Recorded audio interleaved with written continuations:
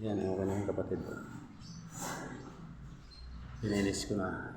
Yung posting yan, tubo yung nakalagay dyan, PVC. Hindi ko pinilis ito, ibaba kasi CR ito, ita-tiles ito eh.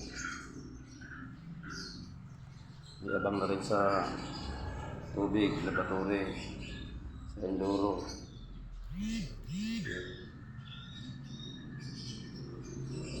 Bilis na. Iwan ko lang yung sa switch at saka outlet. Pati itong sa hagdan.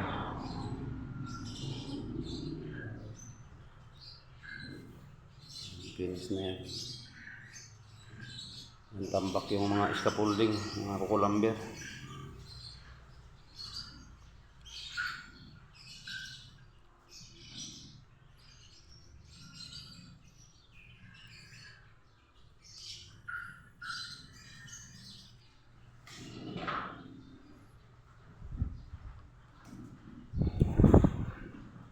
Susunod naman yung CR gagawin ito.